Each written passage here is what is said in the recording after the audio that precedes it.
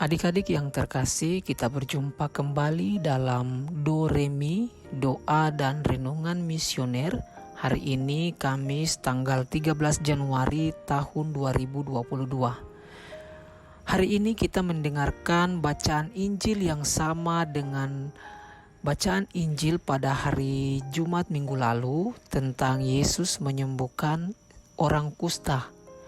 Namun bacaan hari ini diambil dari Injil Markus. Adik-adik yang terkasih, bacaan Injil hari ini sekali lagi mengingatkan kita untuk selalu percaya dan yakin kepada Tuhan Yesus. Kita diingatkan supaya tidak selalu berpikir negatif terhadap orang lain, tidak selalu menilai orang dari fisiknya saja. Kita harus lebih mengenal, dekat dengan orang tersebut, sehingga kita tidak selalu mempunyai pandangan negatif terhadap orang lain. Adik-adik yang terkasih, sebelum kita membaca dan kita merenungkan Injil pada hari ini, marilah kita buka renungan kita pada hari ini dengan doa pembuka. Dalam nama Bapa dan Putra dan Roh Kudus. Amin. Allah Bapa yang berbelas kasih, sabdamu adalah terang dan pelita hidup kami. Bimbinglah kami dengan Roh Kudus-Mu untuk membaca dan merenungkan sabdamu. Dengan daya Roh Kudus-Mu itu, bukalah telinga dan hati kami untuk mendengarkan sabdamu. Terangilah budi dan hati kami untuk selalu memahami sabdamu.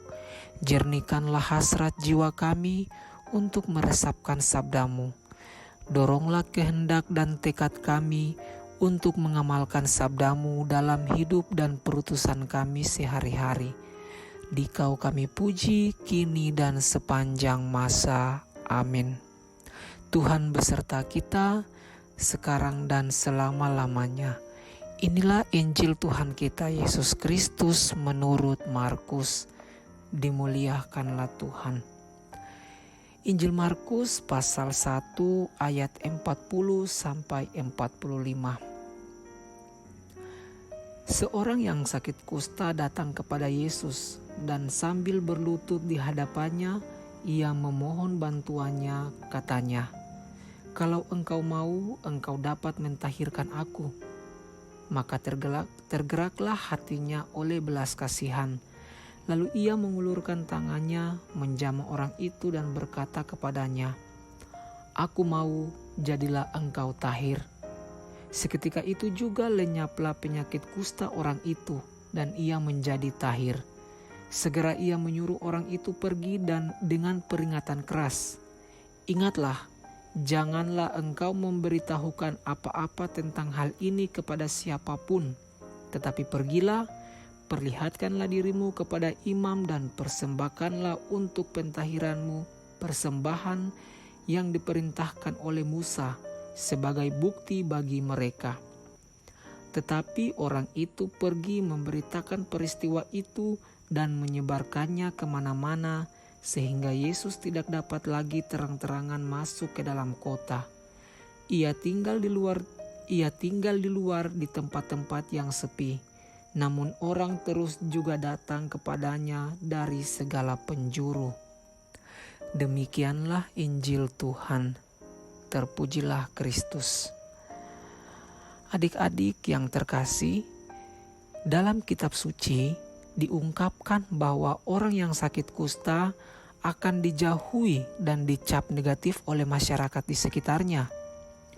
Pada masa itu, orang Israel sangat takut terhadap kusta karena sifatnya yang begitu merusak fisik. Karena itulah penderita kusta harus menjalani hukuman isolasi, bahkan dibuang dan diasingkan dari penduduk sekitar. Hal inilah yang membuat penderita kusta merasa dikucilkan dan terbuang.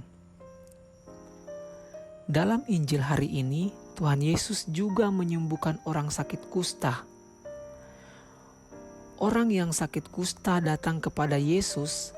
Dengan rendah hati ia memohon kepada Yesus agar disembuhkan. Ia sangat percaya dan yakin kepada Tuhan Yesus sampai ia berani berkata, "Kalau engkau mau, engkau dapat mentahirkan aku." Si kusta mempunyai keutamaan kerendahan hati. Hal ini tampak dari sikapnya yang tersungkur di hadapan Tuhan Yesus dan memohon kepadanya. Selain itu, dia juga mempunyai keyakinan bahwa Tuhan Yesus dapat mentahirkan atau menyembuhkan dia. Si kusta yang baru pertama mengenal Tuhan Yesus saja sudah sangat yakin dan percaya.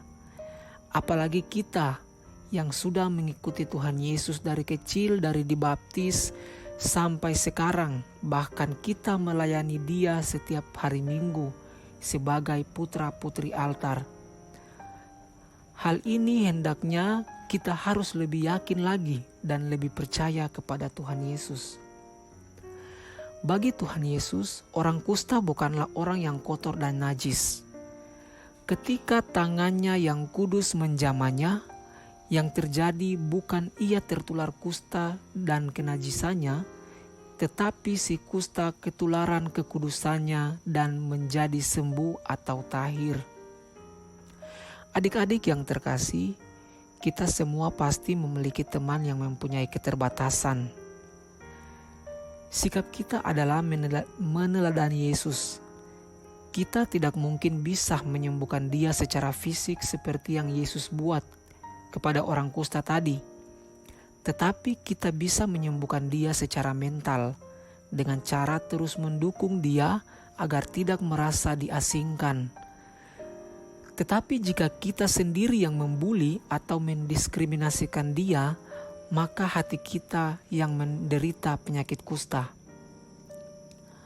Adik-adik, marilah kita mohon kepada Tuhan agar Ia berkenan mengulurkan tangannya untuk menjamah pikiran dan hati kita, supaya kita tidak mudah berpikiran, berperasaan, berprasangka, dan berkata negatif terhadap orang lain dan tentang orang lain, baik itu kepada orang tua, teman sekolah atau teman misdinar, guru-guru atau pendidik kita, sahabat-sahabat kita, dan sebagainya. Semoga kita semua selalu mempunyai iman yang teguh kepada Yesus dalam menghadapi segala cobaan di dunia ini.